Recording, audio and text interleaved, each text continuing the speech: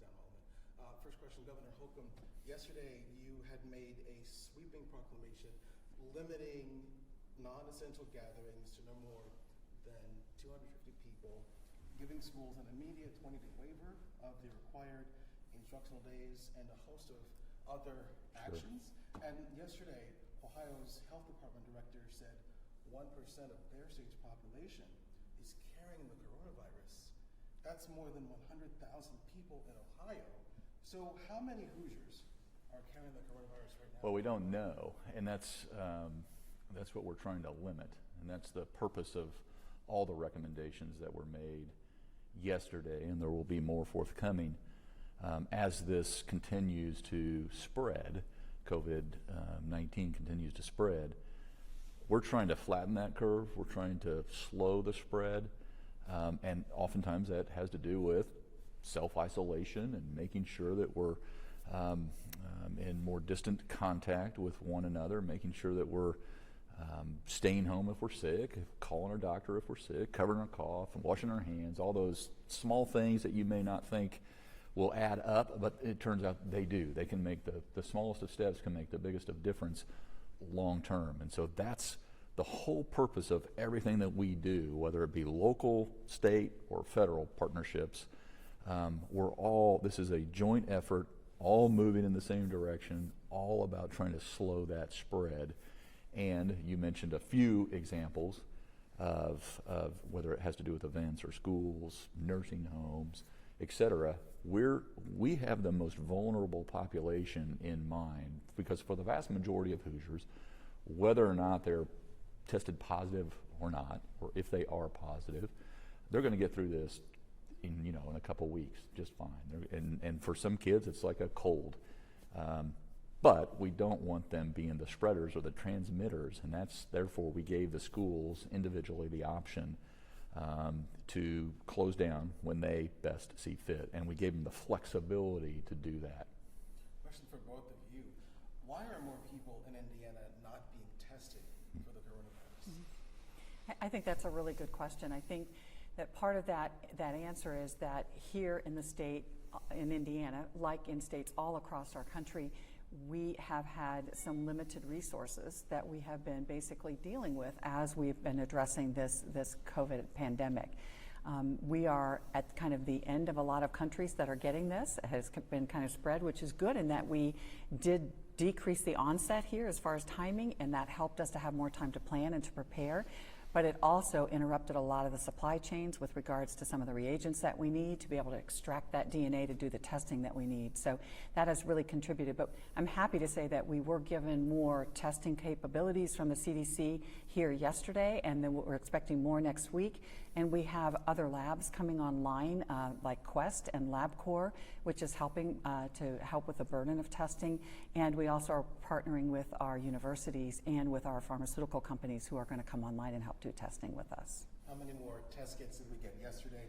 How many more are coming, and how many do we have in hand? So we got a couple boxes yesterday, and everybody asked me how many does that cover? But realistically, it depends on how many you're batching together at one time, because you use the same number of reagents more or less if you're testing one person versus testing 100 people. So the more we can batch that. But the State Department of Health has really been trying to reserve our test kits for those individuals that are admitted to the hospital, that are very sick, that maybe be residing in a long-term care facility or maybe delivering care in a long-term care facility, those individuals that have those underlying health conditions that we know place them at more risk, so that we know our turnaround time is less than about 24 hours versus sending it out right now is at a minimum of 3 to 5 days. Do you know a ballpark how many we have and how many are coming? Rough ballpark, somewhere between 100 and 200 that we're able to test, and then next week some more. Okay. Have you gotten help from President Trump and his administration in the midst of this coronavirus concern? Absolutely, and pleased to report that we're in not just regular communication, and we are. The Vice President hosts a weekly call. We've had 2 so far. He called me last Saturday. I was on the phone yesterday evening with the director of the CDC, Dr. Robert Redfield. Was on the phone this morning with Senator Todd Young and Congressman Greg Pence and Congressman Pete Visklowski, all talking about this very same issue: is what resources do we need? I'm pleased to hear Senator Young shared with me that the Senate recess was canceled and they're going back on Monday, and the president is holding a press conference at 3 o'clock today to give some more updates. We want to make sure that they know how appreciative we are of what we've got, but we're going to need more, and they know that, and we want to make sure, and that's got to do with all the supplies that's necessary. People have in their mind that it's this kit and it's some kind of test. That's one piece of it. That's just one piece of it. But we're concerned. We need to make sure that we have gowns and masks and swabs and the actual reagents, et cetera, all the above. They know that, and like Dr. Box just mentioned, we got some more supplies in yesterday. We got more coming online. So we feel good about where we are, but we're in this for the long haul. That's why a lot of these measures that we rolled out yesterday were designed for a 30-day or a 45-day or a 60-day period, and we're responding to the facts on the ground as they unfold, because as you know, you get information just like we do on a minute-by-minute basis. And folks, there's a level of anxiety out there because of the unknown, but we're asking folks to channel that kind of anxiety, understandable anxiety, into an energy that's constructive and into the steps that you can take to help our state and therefore our nation, slow that curve or slow that spread and bend that curve down so that we don't face this onslaught in 2 weeks, 4 weeks to especially our healthcare system. Is this a huge overreaction? People have come up to me and said, this is fake, this is a hoax, there are people who are anxious. Is this an overreaction to people who consider this to be like the flu? Talk to that. Yeah.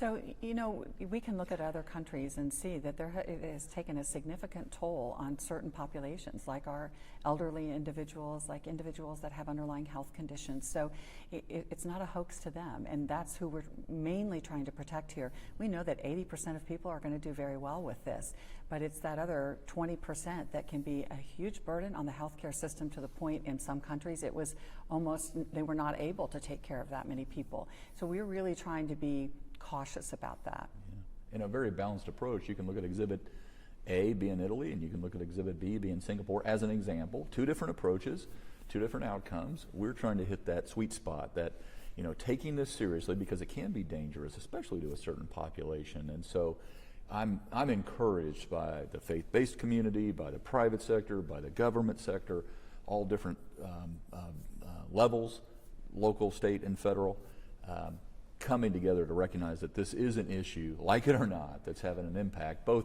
first, on the human cost associated with it, but also the economic cost. And we got in this together, we're going to get out of this together, but it's going to require us, at least in the foreseeable future, to do some things differently, and to make sure that we are concerned about hygiene and are concerned about social distancing where it makes sense, because you literally could be doing not just your civic duty, but doing your part to save a life.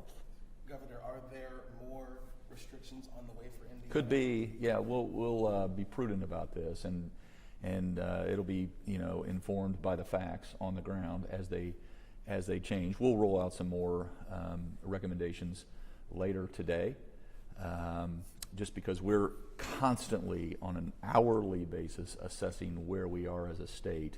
We don't want to get, I'd rather be safe than sorry, and we don't want to get a week down the road wishing we would have done something. And so we have reached out to, in a very methodical, almost relentless way, on a daily basis over this last week. We're on day 7 since we had our first case, but we are relentlessly reaching out to every stakeholder, down to the individual community, mayors, commissioners, nursing homes, hospitals, everyone that is impacted by this, making sure that we have the most current, up-to-date, minute-by-minute facts on their ground, so that we can make decisions that are informed.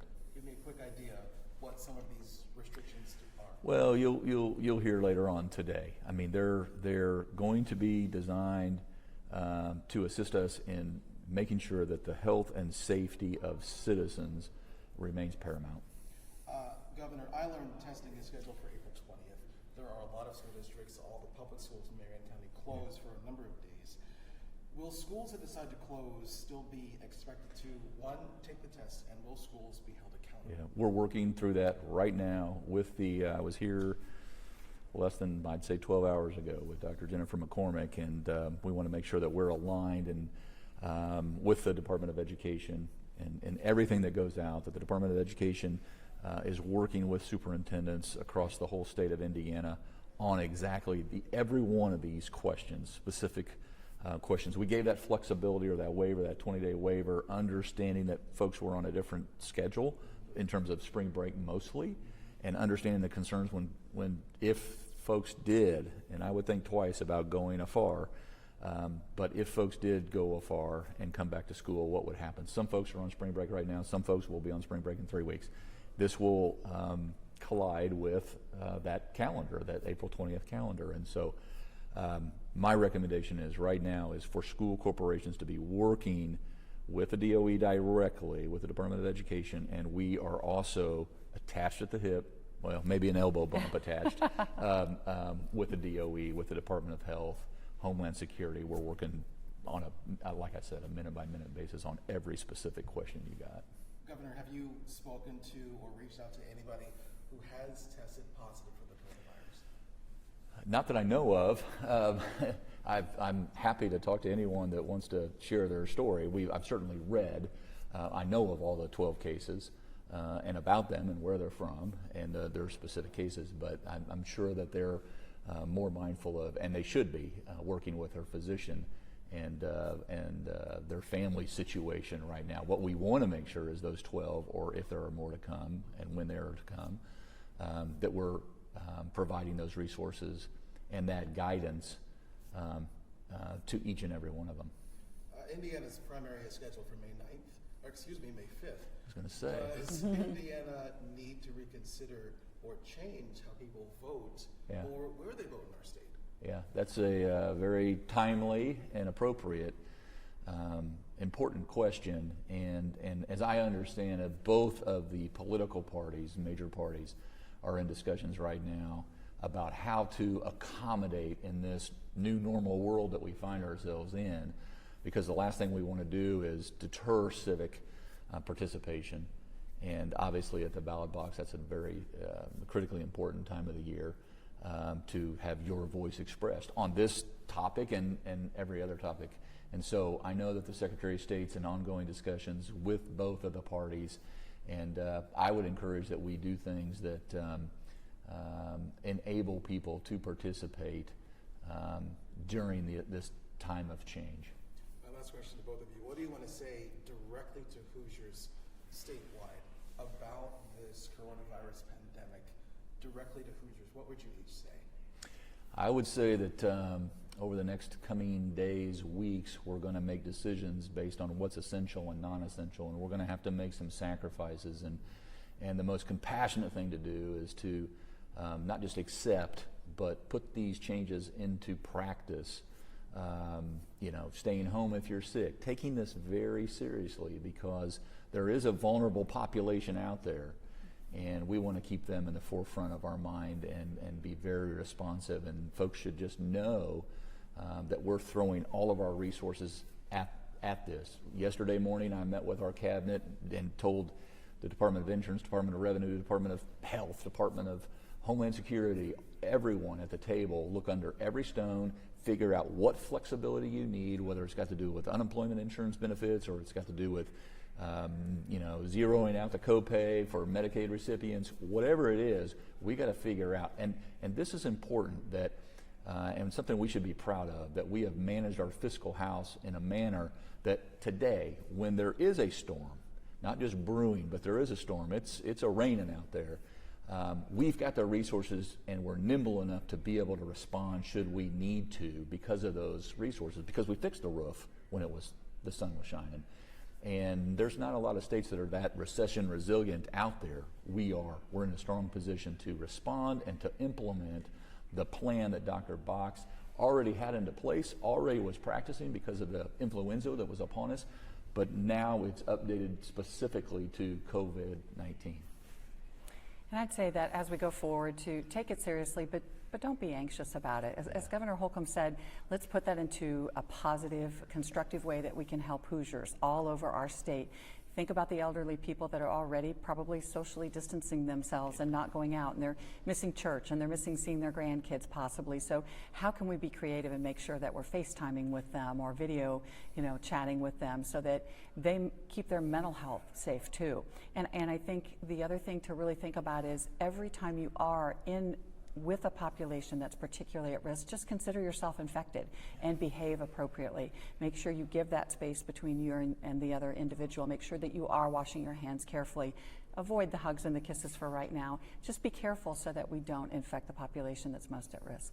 One more question, Governor. People who are affected by the coronavirus, either self-quarantine or are going to be at work for days or weeks on end, will those people be able to receive unemployment benefits because of the coronavirus? Like I said, I instructed the cabinet and every department, every agency, look under every stone.